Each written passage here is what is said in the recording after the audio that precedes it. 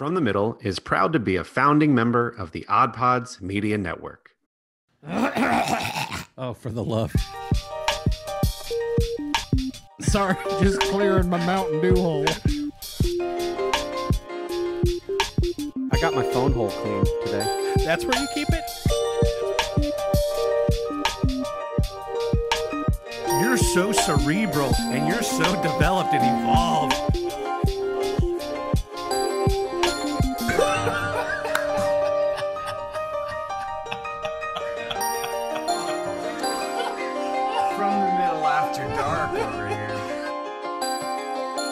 Happy Thanksgivmas and welcome to episode 77 of From the Middle. I am one of your hosts, Corey, alongside my brother, Dylan, and our gobbler over there is... Yep, that's a really good gobble you got there. We are three middle-class guys living in the middle of America, in the middle chapters of our lives, with a point of view that's somewhere in the middle, and it is good to be with all of you once again. Again, happy Thanksgiving. Tomorrow, if you're going out to join family, do it safely. Enjoy all of your foodstuffs and football and all of your fun Thanksgivmas traditions. How you guys doing? Doing good. You ready for the big day? Yeah, sure. What are your plans? I mean, I'm assuming most of us have had to modify our Thanksgiving plans. If you're not familiar or don't know what's going on in our neck of the woods, because there's some exciting news of countries where we have new listeners, so perhaps they're not up to speed on how the old the Corontas, they're doing Thanksgiving like normal. Yeah, how the Corontas have affected us here in the good old US of A, and especially, or more specifically, Ohio. Things are kind of spiking here, so many of us have had to modify or augment our Thanksgiving plans. It's sad, but it's safe, and that's what's up. So what are you guys gonna do? Hunker down, do your own turkeys? I will say I almost never get to watch the Thanksgiving Day parade, and I always enjoyed that as a kid because we're almost always traveling to see family, and I believe they're still doing it this year, just with no fans or crowds or whatever. And so I'm genuinely excited to just wake up in the morning, get some coffee, and turn on the Thanksgiving Day parade. For anyone not listening in the United States, because we just added 3 new countries, so we're going to talk about that. But for anyone not listening, our Thanksgiving celebration in the US, everyone's seen it in pop culture, right? Like everyone knows, if they're not from America, what Thanksgiving is, at least an idea.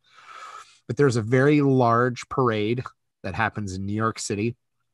They have huge balloons of like cartoon characters and superheroes, and they have like marching bands from high schools and colleges throughout the country, and entertainment acts, typically stuff from like popular musicians or folks from Broadway, and they'll do some show tunes. And so it's just always kind of a fun, really laid back thing that's on TV for 3 hours every Thanksgiving Day, like 9 to noon ish. Mm-hmm. And so for those folks not familiar, it's just a good time. For everyone else, they know exactly what I'm talking about. And some folks are really into the dog show. Not my thing, but I'm glad it's there for the folks that love watching it. So we're not traveling. We're going to stay home. We're going to make food, just kind of eat throughout the day and relax. It'll be another kind of normal day for us, just with a parade on. Traditional Thanksgiving foods, or what are you thinking in terms of meals? Yeah, we're gonna do turkey and mashed potatoes and rolls and green beans and more stuff. I think we're gonna do a veggie tray to just kind of eat off all day, so it's gonna be good. Normal foods. And one thing I always appreciate that you do is you make sure that you explain things as though we have tens of thousands of more listeners than we do in all different parts of the country. It's very nice of you to always do that. I really appreciate it. I am riding high from the fact that we added listeners in 3 new countries. Yeah, tell us about that. We recorded. Well, I want you guys to talk about your Thanksgivings, but we will circle back to that. So I'm riding high from our international listener base, and I am not going to be afraid to talk. We're not going to alienate them. Nope. Go ahead, Kendall. What are you guys' plans? What are the Aylalas doing this year? I mean, so for most years for us, we go to my parents' place. this year we're not doing it that way. So I have a sister and brother-in-law who are military, and they have a big family. They have 4 kids and another one on the way. And they are so my parents live and recently moved to a house that my sister and brother-in-law just bought in my neighborhood. So they're in the military for 6 more years. After that, they'll be moving into that house. In the meantime, my parents moved into that house. Gotcha. Is the way that works. So usually my parents, every year had lived about an hour away. And so we were traveling at least a little bit to get there. And so there was some excitement this year that we wouldn't have to do that. Like they're just like others down the road. And we could even come and go if we wanted. And so that was cool. But military guidelines and that kind of thing, we can't go. We weren't going to anyway. But that decision was not, we had made that decision and then later found out that you wouldn't have been able to come anyway. So, we'll be doing our own thing in our home. One of the things that Amy and I had talked about very early on in marriage was like holiday traditions and what do we want our family to look like and that kind of thing. And one thing that we decided was like, neither one of us is actually all that fond of the Thanksgiving dinner. Mashed potatoes, I love. Everything else I could do away with. I don't like roasted turkey. I really don't like turkey at all. And so like, why would I spend all that money and waste all that time cooking a giant bird? Tradition. And so we did decide at that point that like when things are to a point that like we're no longer like traveling everywhere for Thanksgiving, which for me could be sooner than later as far as I'm concerned. Thanksgiving turkey is not something that we're going to be doing in our house. We don't know what we'll replace it with on a permanent basis, but this year we've decided that we're going to order Indian food. Nice. And I am still going to make mashed potatoes. So I'm going to make mashed potatoes and we're going to order Indian food. And that's going to be our Thanksgiving. Nice. Our Thanksgiving food. Yeah. I love that. We usually have so many holidays, family get-togethers to go to per holiday, might be a better way to say that. That especially with traditional meals, you're like, oh, more turkey.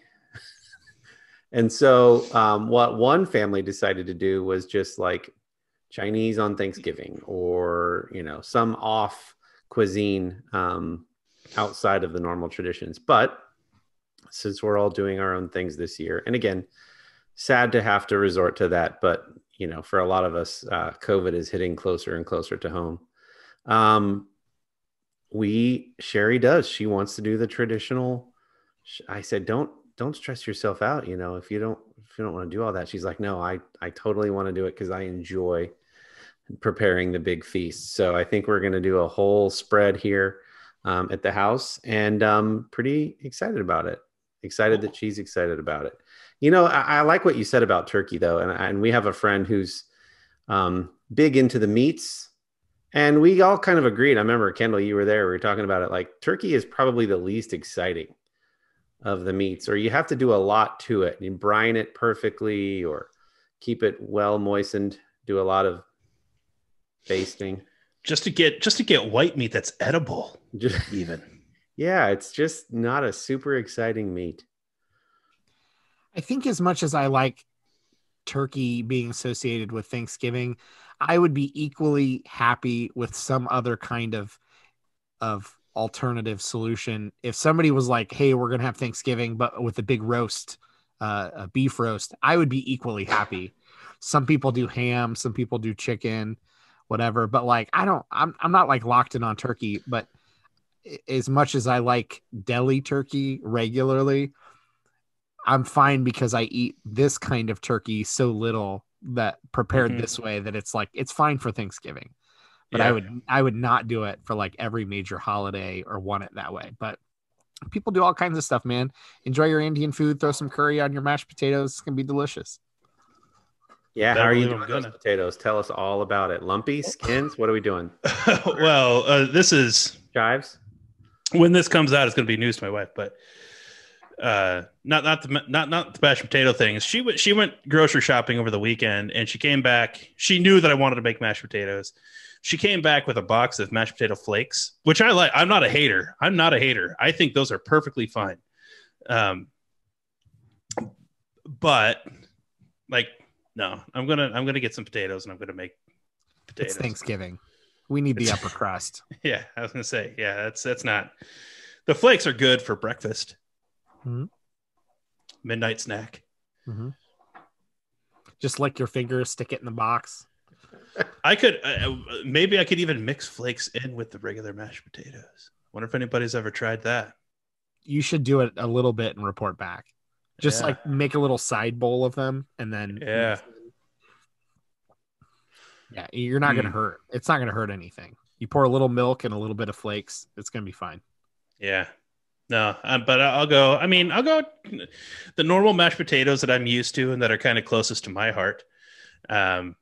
Are kind of a sweet spot in the middle. They're not necessarily lumpy where you're like chewing on big bits, but they're not like super creamy that you get from most restaurants these days.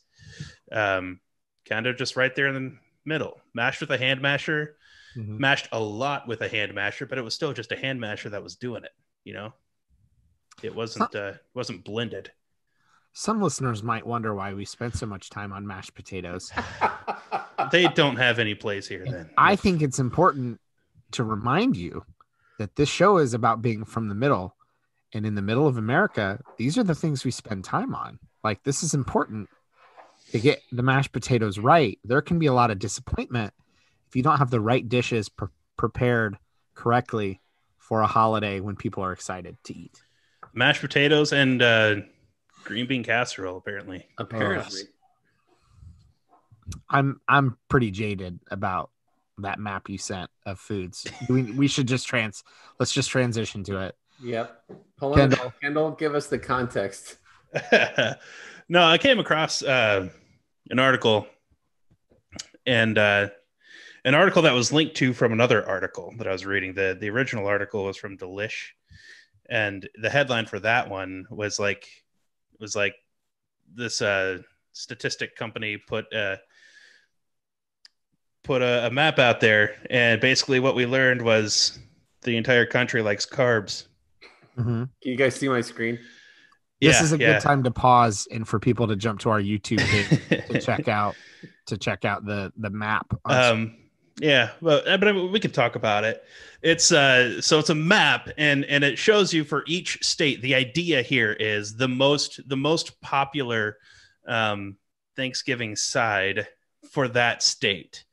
So looking at the map for Ohio, starting there, that's where we are. Green bean casserole. Okay, let's stop there. Most popular side. How did they come to this conclusion? Yeah, Kathy. Like, Kathy. So it talks about that. It's not super scientific. She did some Google searches and basically figured out, I think, she put a list together of like popular Thanksgiving sides, and then did some Google stat looking up and like found out people in each state of those, like what was the most searched, and then made the assumption that is therefore the most prolific and therefore probably what they're having on Thanksgiving, since it's often a Thanksgiving thing. It might be contrived, but I still think now Dylan has definite issues with this, but I think I could see the green bean casserole one for Ohio being pretty accurate. I just don't. It's the whole. Explain. I think what's happening here is like the most basic things are, you don't need to Google search how to make the most basic things. And so what people are Google searching are the things that require multiple ingredients that would be more complex than, I don't know, mash up the potatoes and throw in some butter. And it's got to be what's happening. And here she's presenting her whole argument. Imagine being so confident and so wrong at the same time. Well, I mean, what do you think it should be for Ohio? I just look, the states beside us. I mean, I could see mashed potato and deviled eggs are in Indiana. I could see mashed potatoes are Illinois. Looks like Wisconsin, Minnesota. But then you've got Iowa with just corn, just the word corn. I don't know. Yeah. Like you pull it off like out of the field and there's corn. I don't know what they're Google searching. That doesn't make any sense. I don't know. I love the idea of this map in theory. I'm just not buying it.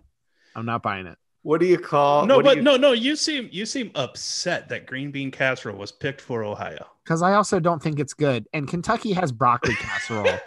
Can anyone tell me what broccoli casserole is? I have no idea what broccoli casserole is. It's got to have mayonnaise in it because the word casserole's in there. I hope so. Yeah. I don't know what green bean casserole doesn't have mayonnaise in it. Do you know the projections by companies like Campbell's? I would say 50% of their cream of mushroom soup is sold to go in green bean casserole. They make one whole product to support one recipe like 50% of the time. Yeah.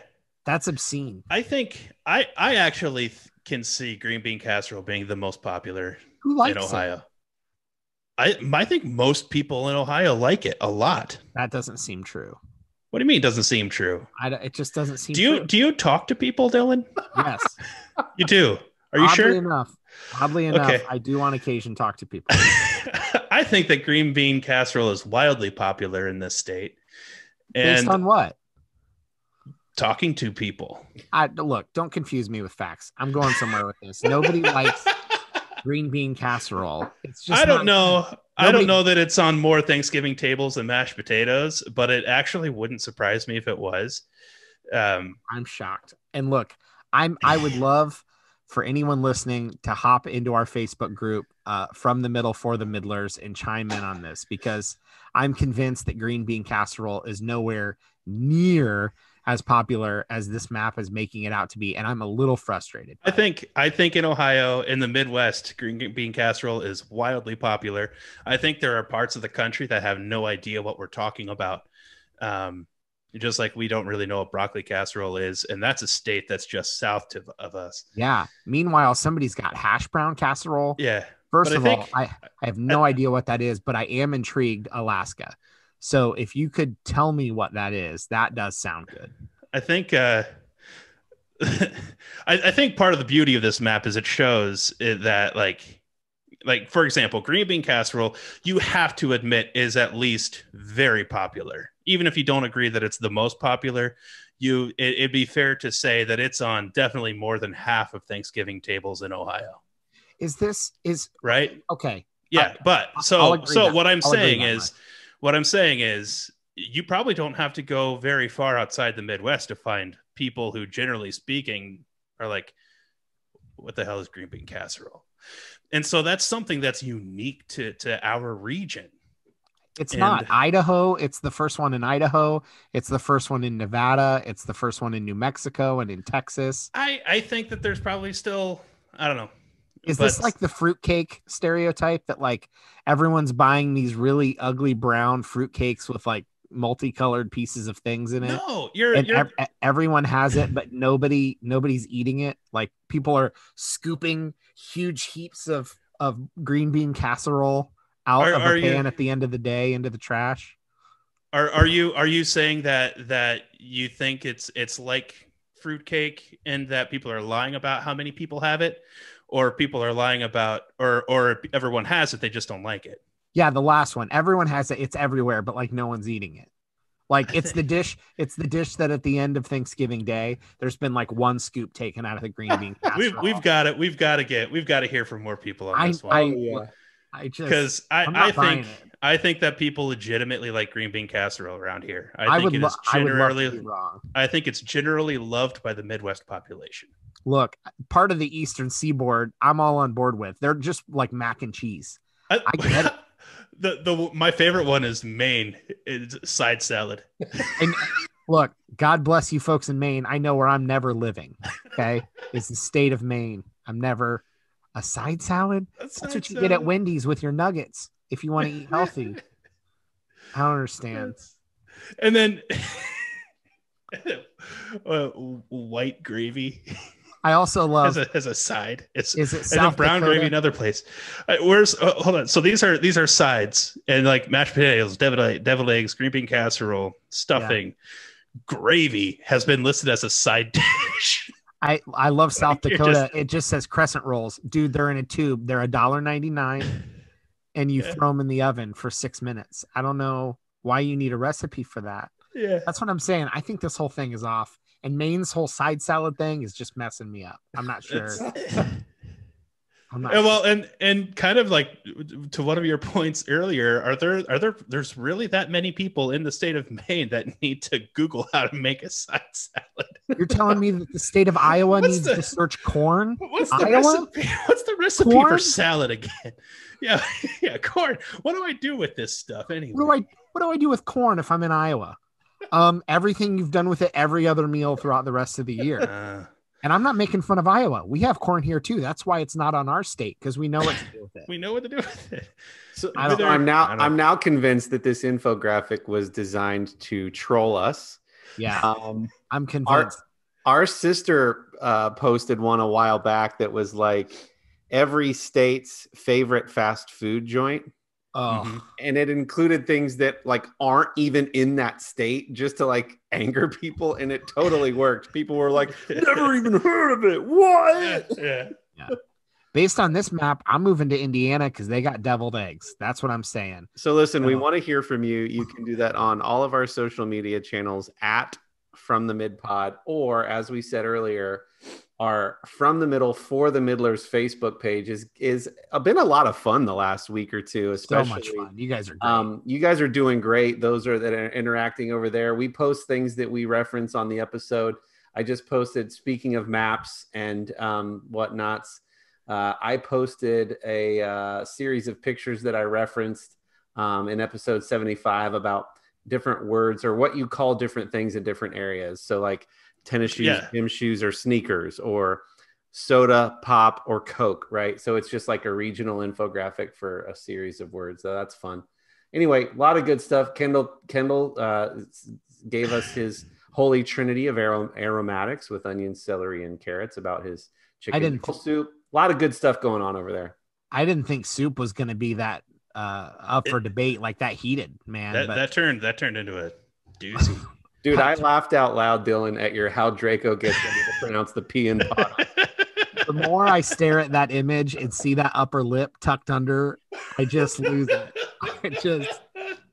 It's so good. It looks his mouth looks like a belly button, like a fat guy's, like my belly button. For anyone listening that refuses to watch our YouTube stream, the tagline on the meme, if Corey will go back up to it. Sorry. So it's a Harry Potter reference, and it's referring to Draco Malfoy, the kind of villainous young kid or whatever. Yeah. And the line says how Draco gets ready to pronounce the P in Potter, and the picture is of this person whose cheeks are blown up like a squirrel built with air, and the upper lip is so firmly like tucked under the lower lip that the whole nose is being pulled down into the mouth because he's got such a hard P coming out that I know how that sounds. I don't care. There's like going to be such a hard P noise that I can't. The picture's great. So just hop and subscribe to our YouTube channel and watch the video, or go to For the Middle from the Middlers. The Facebook group. Search groups, not pages. Groups. Yeah. It's so From good. the Middle for the Middlers. Look, and that community has been. Yes, I mean, like, has been a very fun way to interact. It has. It's been great, and the more memes that I realize I'm laughing at through lockdown, the more I realize I'm going nuts a little bit, and I'm not upset about it. It's just it's how things are going. So speaking of maps, yes, nice. Let's transition there. Speaking of maps, we have talked in several episodes, especially the last couple months, me specifically, about how much I love looking at our podcast analytics and seeing new little map bubbles pop up for where new listeners are. And just since the last episode, we have added 3 new countries, listeners in 3 new countries. So we want to give a shout out and thank you to listeners in Indonesia, Japan, and South Korea. We are very excited. So everyone keep telling your friends that live in other countries about our podcast. And for those of you that stumbled across our podcast in other parts of the world, thank you, thank you, thank you. We're just having fun and we're glad you're along for the ride. You have a lot of stereotyping to do. That's 3 countries. So what don't you, why do you hate K-pop? Okay. So this is the part of the segment that's not actually a segment that we pigeonhole into. Oh, yeah. Yeah. Corey made it up. I say we have new listeners in new countries. And then Corey basically tells me I have to stereotype people from that part of the world, much to the chagrin of everyone else in that country.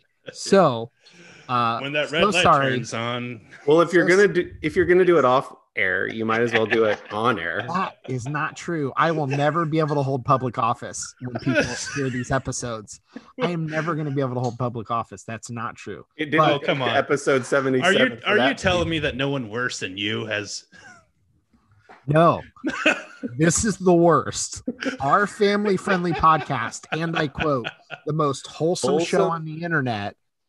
Tagline from our buddies at Grief Burrito podcast. Who gave us the only explicit episode we've ever had. This is the worst. So here we go. Indonesia, you're up next. I'm gonna be honest. When I first saw the Indonesia flag pop up, my brain was thinking of a very idyllic, like a very simple water boat with like a fisherman out in like the water of a very lush like backdrop behind him. A little primitive. I'm not trying to be harsh, but like that's where my brain went, mostly because of like the scenery and like we're everyday people here too. We fish and we hunt, and that's just kind of what I thought of there. And then the bad part of it, like the Raiden hat from Mortal Kombat, like the little, but I thought that would protect them in the warm Asian climate. From Indonesia? Yeah. So what I realized was Indonesia, by the way, so I looked it up. I knew a little bit. It's like I studied history and geography, so I knew a little bit. But Indonesia is every image of Asia that you have in your mind that's not one of the major countries. And I mean that in a good way. So if you think like of course you do. Asia but not Tokyo, Asia but not Beijing, Asia but not Hong Kong, you start imagining really pretty and even buildings. If you start looking up images from Indonesia, you're going to start recognizing buildings you didn't know were in Indonesia, and it's all beautiful. So one fun fact though, for anyone listening, that I was really surprised by, Indonesia has 85% of Indonesians are considered from the followers of Islam. I had no idea. So that's a whole extra layer of diversity that I wasn't even thinking about when I thought of Indonesia. But Google it. The country's gorgeous. And well, I mean, is 85% really all that diverse? Well, it's more diverse than what I was thinking of when I thought of religion for Indonesia. Yeah. So what were you thinking? You thought monolith? Well, there's some traditional Indonesians. They're all, what are they, Dylan? The most wholesome stereotyping. Well, 85% of them are practicing practicers of the Islamic faith. So that's what they all are. Then I've got to do Japan, right? So you guys have the tiniest hotel rooms that I've ever seen in documentaries, and I'm intrigued. It's like they're like walls. They're like walls of little coffins, but you sleep in them, and I'm just blown away by that. Also, you invent everything, especially things toilet related, and aren't you like 13 years ahead of us on all technology? Oh, good job, sure. Japan. Yeah, for sure. Let's get back to. I mean, Corey is still playing Pokemon Go. Well, we both are. I'm guilty too. I want to come back to Japan, and we got to do South Korea. But let's take a quick break. Hear from one of our friends. We'll come right back. Looking for a new podcast? Check out the Infectious Groove podcast. My name is Russ, and I host the show along with Michelle and Kyle. Every Monday, the three of us bring you music news and tell you our jammy jams, so you'll always have new music to check out. The Infectious Groove podcast discusses music from nearly every decade and genre while openly displaying our passion for music you need to hear. On top of that, we have a thought-provoking main topic of discussion every week to get you thinking, discussing, and sharing music. We also include interviews with the music stars of yesterday, today, and tomorrow. Find us on Facebook, Twitter, Instagram, and all major podcast platforms. Subscribe and listen to the Infectious Groove podcast on your favorite podcast platform today. And so after, I remember what I got out of what ended up being like a 90-minute shower and then unclogging the shower drain. And I looked at my wife and I told her that is the last time I get sushi from a gas station. Yeah, I don't know why you did it in the first place. Well, I mean, Wasn't that the third trip? but it was all in the same day. So Makes sense. anyway, I was digging wasabi out of you know where for the longest time. That's wild. Spicy story, my dude. So we were talking about Japan and their toiletry based inventions, bathroom inventions. That's where I got off track. Yeah. Incredible stuff. Major props to a country who basically ignores the Xbox completely. It's really an incredible thing that it almost doesn't even exist in Japan. They're all Nintendo or PlayStation, and they just completely ignore the Xbox. That's my kind of country. That is so. Props to our Japanese listeners. A quick thing on consoles. So I've been in my hypothetical world where I buy a console, which is still very much a hypothetical world. And I've had this question of is it, how do you guys as gamers feel if I were to buy a console? I'm trying to decide which one, and the deciding factor was aesthetic. Like the PlayStation is prettier, and so I bought that one. Is that reason enough? Yeah, it is reason enough. What if I said the Xbox is prettier? Would that be reason enough? No one would believe you, but let's say you were going to make that argument. That would also be fine. Would it? Yeah. Would it? A PlayStation would match my living room. An Xbox would not. Now, there's a handful of middlers out there who know me from my high school days, and that entire group of people have been hardcore Xbox people. Most of them don't game much anymore. Not that kind of game anyway. They're D&D folk now. But maybe they're still console people. I don't know. Anyway, my main thing with PlayStation is just there's so many more games and franchises you can get into with the PlayStation than you can with Xbox. The Xbox, however, in my opinion, from a long time ago, and so therefore, since there's been a gap since then, so still my current remaining, not even close, favorite franchise has been Halo. So for me, the debate is, do you go with the console that has like all of the other games, or do you go with the console that has your favorite game? Japan would say what's Halo? Yes, they don't play that game. Anyway, I feel for it. Let's let people weigh in. I'm sure our friends from Grief Burrito would have an opinion on that. I'm sure some of the middlers would have an opinion on that. Sure. I'm not smart enough to have an opinion on that, but I'm sure someone does. So let's leave it up to them. Corey. Anyway, you were complaining about Japan. No, I have no thoughts on the matter. Dylan, go ahead with South Korea. Why do you hate them? I have. Why do I hate? No. I don't hate. I have nothing to stereotype the South Koreans on other than a few things. I was thinking I am wildly jealous of your internet connections, speeds, which are the highest in the world and very reasonably priced. I don't know how you manage that. Al Gore invented it here, and we still have yet to figure out reasonable price per speed. And your barbecue is delicious. Here we would call that Korean barbecue. There you would just call it barbecue. But I'm super jealous. My favorite, whenever I get wings from anywhere, if they have the word Korean as one of their flavors, Korean anything, like that's the one I'm going to get. Yeah. And I can't fault you South Koreans for anything. It's not your fault you share a peninsula with Kim Jong-un. Outside of that, that's not your fault. I can't hold that against you. So I'm super jealous of your barbecue and internet speeds. And I think I could live in South Korea. I think I would enjoy it. I've heard good things about the barbecue and just the rest of it. My good buddy in school was from South Korea. Shout out to Aaron. Did he ever cook for you? Hope you're well. No, he didn't. That's it.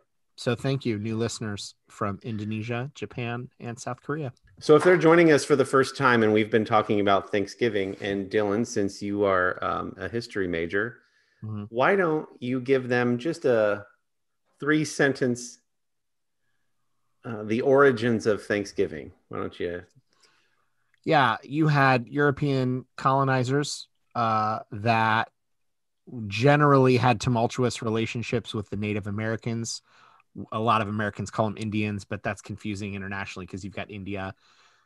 A lot of tense interactions between the Europeans that were in America and the Native Americans, yet they still somehow found a way to come together and share a meal.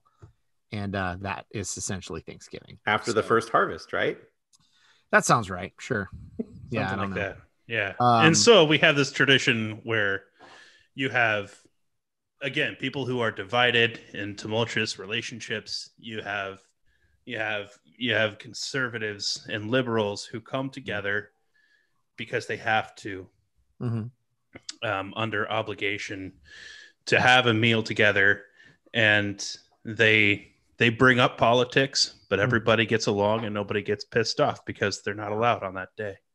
A lot of people use it as an opportunity to drink to get through the day. We're not promoting that, but it is a reality. That is why they call it wild turkey. And it's a whole day where you're supposed to be thankful for everything that you have in your life. Hopefully this year people will be more thankful than a typical year. And then the subsequent 24 hours, we prove that everything we said we were thankful for was a lie, because we buy stuff nonstop on Black Friday weekend and into Cyber Monday. So we pretend we're thankful and then we're not. And even those of us who say that we hate it, like we're still going to log on Amazon and see what's up. Okay. Little latitude for the shopping. To be fair, a lot of people do use it as an opportunity to save a few bucks and shop for their friends and family members and loved ones. I was being a little harsh just to be funny, but it is kind of true when people get trampled, okay, at stores. So a little bit of truth to it. We say something even remotely jabby and then immediately take it back and apologize for it. I just do that. I see this has upset you. I just do that to drive our friend James Taylor nuts. So I'm still learning. Yeah. Social cues. The levers, just I dial it up too much and I got to dial it down. Like, 7 was too strong. Back to 5. It's a comedy podcast, okay? If we can't have some fun and some jabs, you guys want to go into From the Middle for the Middlers or whatever the page is called, make fun of me. I welcome it. We don't need to get into like the irony of why I decided we should have Indian takeout food for Thanksgiving. Huh? So that's what I got. Thank you, Indonesia, Japan, and South Korea. We appreciate you listening in, on top of all the other wonderful places around the world that have decided to listen to our dumb little podcast. Oh, speaking of the holidays, the family, we decided to watch. Let me go back. We saw that the new Lego Star Wars holiday special was on Disney Plus. But I thought, for some historical context, and just in case there were any deep cut references to the original, that I would have the family watch the 1978 Star Wars holiday special that, if you're at all into the Star Wars universe, you know that most of it pretends that never happened. Is that correct? Is that fair? Yeah, I've never watched it, so I'm going to take your lead from I had only ever seen the chunk of it that was the cartoon. So it's live action, and then there's some traditional animation. There's musical guests and celebrity guests that play different roles in the Star Wars universe. But the only section I had seen prior to this past weekend was the cartoon bit where we see Boba Fett for the first time. So in the theatrical release films, the live action films, Boba Fett first appears in Empire Strikes Back. That's episode 5. But he was in the cartoon in the Star Wars holiday special. But yeah, it's an hour and a half long, and it's very bad. I actually thought it would be funny if we like live reacted to it. Like we could tell people to click play and we'll just live react to it. Wow, that'd be fun. Bad. There was even like a really kind of awkward part where basically there's this trader guy, Trader, not traitor, who is friendly with the Rebel Alliance and Chewbacca's family. And he brings Chewbacca's father. Oh man, I'm blanking on his name right now. Lumpy was his son. Itchy was his dad. This merchant brings Itchy, Chewbacca's dad, basically like a video that he can play. It's like Itchy's fantasy of this woman, and she's like telling him how attractive he is, and she sings a song to him, which I can't remember who the celebrity from the 70s was that sang to him now. Burt Reynolds. Yes, that's it. It was the mustache. And yeah, just super awkward. The kids were like, what's happening? Sherry's like, can we fast forward through this part? Very bad. Can I make a plug there? Yeah. You reference Boba Fett appearing for the first time. If Yeah. you're a fan of The Mandalorian, or you just like kind of behind the scenes, watch Disney Gallery Star Wars The Mandalorian on Disney Plus, because kind of some of the worst bits of really old Star Wars are some of the toys that were like never in the shows. Like they reference Jon Favreau and Dave Filoni and some of the other guests in that docuseries on Disney Plus kind of reference how they pulled some of like these silly elements out of old stuff and like brought it into The Mandalorian. Like the weapon that he uses and that Boba Fett uses in the holiday special, this long 2-pronged weapon that looks kind of silly. That's what the gun is based on for The Mandalorian. So like there's a lot of like deep cut nerd references, behind the scenes stuff that's really interesting on Disney Plus, Disney Gallery, Star Wars, The Mandalorian. It's super, super interesting. It was Diane Carroll is who it was. And I'm looking on Wikipedia and it says that it was one of the most bizarre, uncomfortable sections of the holiday special. That certainly sounds.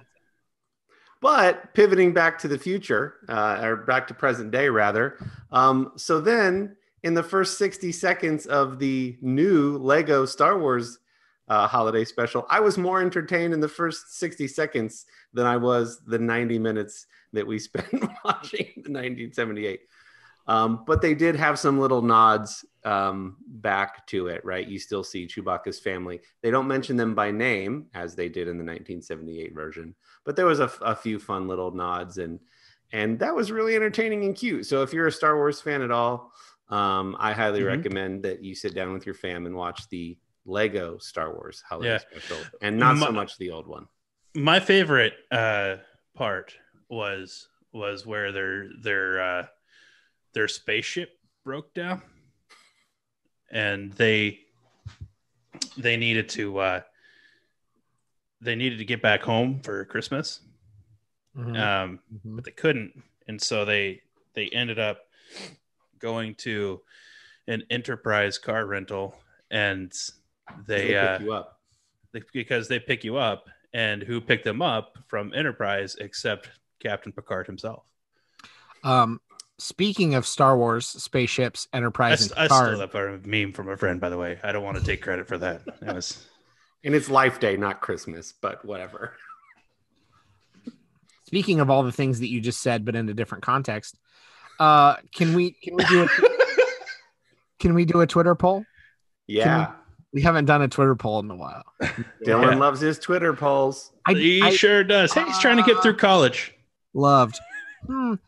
This would fall under like mildly amused. I'm mildly amused by Twitter polls. That's pretty impressive for you. Yeah. Yeah. I mean, I really dialed it up there. That is Big emotions for a robot.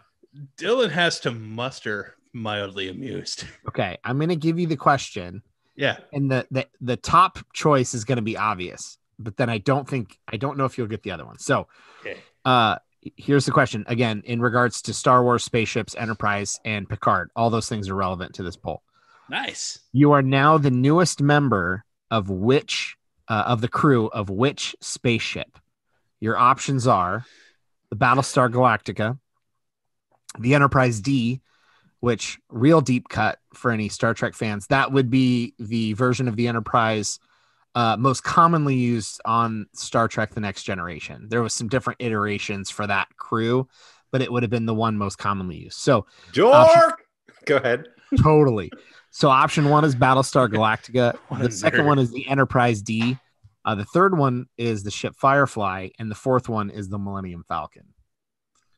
So you can now be the newest crew member of which of those spaceships. So you should both pick the one you would want to pick, not the one you think was most popular. The one I want to pick. Which one of those 4 would you want to be a crew member on? The Falcon. Millennium Falcon. Corey, same. Okay. Now you both can guess what was the most popular choice. The Falcon. Falcon. That is accurate. What was the second most popular choice? How many respondents? Yeah. 80 plus. 80. I feel like Firefly has such a massive cult following, kind of like an Arrested Development scenario with Firefly. Okay. That I feel like that would be the hip answer that a lot of people would use. Okay. But instead, I'm going to go with what I think is the obvious one, which would be the Enterprise. Corey? Yeah, Enterprise. Okay. You're both wrong. It's Firefly. Is it Firefly? It is Firefly, which surprised me. I do like the show Firefly. For anyone not in the know, which I don't know how you could not be. Fox had a limited run of a TV show called Firefly. It had like 12 episodes and got canceled. I'm blanking on the main actor. Most people would know his face if they saw him. And I can't believe I don't know his name. Because he's been in a bunch of stuff. He's been in other things too, and I don't know his name. Yeah, either. some normal like cop shows and Nathan Fillion. Fillion, yeah. So everyone knows who Nathan Fillion is. If only by seeing his face, you'd be like, "Oh, that guy." He's been in other stuff that I've. Interesting. Everyone seems to think that show could have gone on forever. My take would be, I don't know if they could have kept doing the same thing for more than a couple seasons. Everyone likes to think, yeah, there he is. If you're watching YouTube, there he is on screen. Everyone likes to think that show could have gone on forever. I enjoyed it. I don't think it could have done its thing without changing. Anyways, okay, on to the next option. So now your choices are, what was the third most popular selection, Enterprise or Battlestar Galactica? Enterprise. Corey? Yeah. It was Enterprise, and fourth was the Battlestar Galactica. I was surprised that Firefly got second. Not surprised Millennium Falcon got first. Yeah. And I think that if it wasn't for... I think right now, for most people in pulp culture, whenever they think Battlestar Galactica, they think of a mustard button-up short-sleeve dress shirt. I think if it wasn't... I think if it wasn't for The Office, Battlestar Galactica would have more love. I don't think people are thinking this through. All of those are very tumultuous universes, except for the most part, the Star Trek universe. I would feel significantly safer living on the Enterprise D than I would any of those other ships, especially the Falcon or Firefly. I mean, at least the Galactica is a big ship, but like, you are very likely to die in the Firefly or Millennium Falcon much sooner than you would. That's a good point. In the Enterprise. If I'm picking for my own safety, doesn't say I'm the captain and I get to control anything. I'm going with the Enterprise purely based on safety. But there you go. I was going on off of which would be the most swashbuckling, since that's a word I love to attribute to the Star Wars. You can pick for any reason you want that's wrong. I'm just saying They have space chess. So That's true. Mm. That's true. But the Enterprise has the holodeck, which would be a ton of fun. The holodeck and the most amazing vending machines. Yeah, and Whoopi Goldberg is your bartender. I mean, think about what kind of good time that would be. Mm. I don't know. Anyways, I thought that one was fun. A little nerdy deep dive. We lost all the listeners at this point. But I think it's important for you two to know that I had fun. So we're happy for you, Dylan. Speaking of Star Wars vehicles, I put together the Lego AT-AT this past weekend, the 40th anniversary of Empire Strikes Back version. So the new one that came out in this past catalog. That was a ton of fun. And it's the new one. right here. And how long did it take you? There's a little Luke hanging from it, if you can see, right? Yeah, I see him. There. Yeah. How long? How long? The first half of the day. Yeah, I took my time. Let the kids help me. Sorry about that. But yeah, that was a ton of fun. Good. Interesting news. So if you've listened to the show for a while, you know that we've covered professional wrestling or sports entertainment, or specifically WWE. And I guess I picked a really bad time to stop watching, because early on in our show, we said, we grew up on it. Wouldn't it be fun to get back into it? And we watched I watched pretty regularly. Kendall got back into it for a while. We were talking about it from time to time on a handful of episodes until the global pandemic. It's just been hard to watch. I don't think I've watched since all of this started, excuse me, which apparently was a really crummy time to stop watching, because it started to transition out because he's retiring. One of my favorite, actually my top favorite wrestler of all time, The Undertaker, Mark Calloway. And his final farewell happened at Survivor Series this past Sunday. And I didn't get the pay-per-view, but it was his last match. He's been in WWE for 30 years. Jeez. And he had his last match. And I just read some of the headlines. They did a hologram of Paul Bearer at the top of the turnbuckle, handing him the urn that he usually would do. And like, people got emotional at that part to see the hologram of Paul Bearer. And also, you know how marketing works. Mark Calloway has been on a few different interview circuits, one of which a show we've talked about a ton on From the Middle, Hot Ones. So we love that show. It's the First We Feast channel on YouTube. One of the best interviewers out there. Blanking on the guy's name right now. Evan something. Sean Evans, who hosts that show. So if you don't know about a little bit of pro wrestling sports entertainment history here, kayfabe is the term used for maintaining the illusion of your wrestling character. And I think it was the 80s where people for the first time realized that pro wrestling wasn't real. And where kayfabe was broken for the first time. So up until that point, I find this very fascinating. Up until that point, wrestlers would maintain their in-ring personas out and about in their regular life. So if you were a heel, or what is known as a heel, if you were a jerk in pro wrestling, you maintained that persona in airports, traveling to and from matches. You maintain that persona everywhere in public. The same is true if you were a good guy hero. You maintained that persona out in public as much as possible. Now, over time, people realized that it was fake and that these were characters because it's sports entertainment. But Mark Calloway, The Undertaker, maintained his persona even when everybody else was kind of being seen in their regular day-to-day life. So he would intentionally avoid movie contracts where his character would be something other than The Undertaker. He would not do interviews because it's hard to do an interview when you're grunting and rolling your eyes back in your head as the dead man.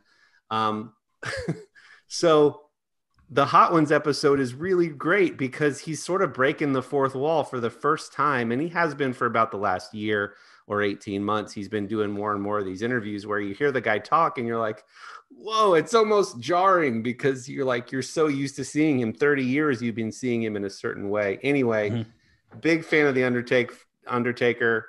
I'm kind of bummed that I haven't been up to speed on watching everything. But last thing, he has a docu-series on the WWE Network, which I do not have access to.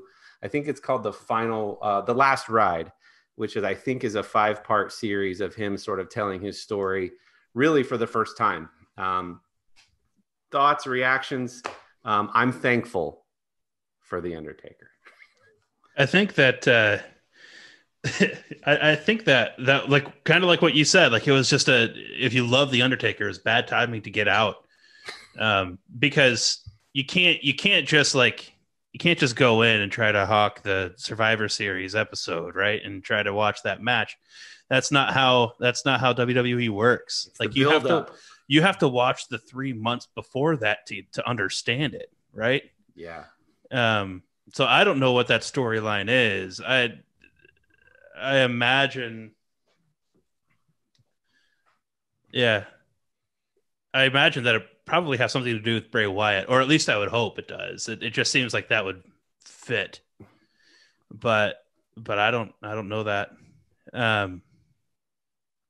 So there he is in his house eating wings. Yeah. But anyway, on the Hot Wings episode. Anyway, yeah. Man, I'm kind of bummed. So a lot of my favorite Instagram artists have been doing like thank you taker, hashtag thank you taker, fan art, and just man, he had the best entrance, I think, in all of sports entertainment. When you heard that bell, and he went through a lot of phases. Yeah. He went through a lot of different phases. I mean, he was like a Harley guy for a while. He was like a really demonic guy for a while. But I'm talking just that like classic Wild West Undertaker type of guy. Man, some of the best finishing moves. He just had a presence. It was pretty special. Anyway. Pretty sweet looking tongue. Yeah. Dork. Come on, man. No, I get it. Look, we talked about this. I think the first time we introduced wrestling as a topic on the podcast, I think I said that I'm not going to get back into it, but I enjoy living a bit vicariously through both of you who I know enjoy it. And it was funny because I was thinking as you brought wrestling back up, it's been a while. I know some folks on other podcasts are going to be glad that we mentioned wrestling again. But I think you mentioned it was hard. It was hard to watch. It wasn't a timing thing. You don't mean like scheduling. It was hard to watch. Oh no. But you guys had referenced that like no fans in the audience, smaller arenas. I don't know if the production value was different, but it was it felt like a really different experience, especially because of the fans. Is that right? It was crazy different. And it took them a while. I don't know if they eventually landed on something great, but if they did, it took them a while to get there. I was with them for a few weeks and then was like, man, this is just it's not hooking me in anymore. Yeah, same here. And they didn't do or adopt as quickly what other pro sports did with the live reactions of fans screens. They literally just had they were in the training facility. They literally just had an empty facility. So I think we talked about this. You could hear the camera guys going camera 1 and switch to camera 3, back to 1 and camera 2 and move over, pan across, zoom in. So you're literally like watching these actors like calling out and talking to nobody and playing up a crowd that's not there. And I mean, I would hope that at some point they fixed all that elephant in the room stuff. But like, that's what got it for me is like, man, when you have heels who are acting like they're shrugging off an audience that's booing them, when the reality is you hear nothing that whole time and you see nobody there. Or like doing call outs, like repeat after me kind of things. I think Yeah. this happened where they were like, they would do a call out and then they would put the microphone out and then just like, there was no response there, but they acted like there was anyway. And it was What we're saying is it became painfully obvious the differentiated approach that pro wrestling has with its fans.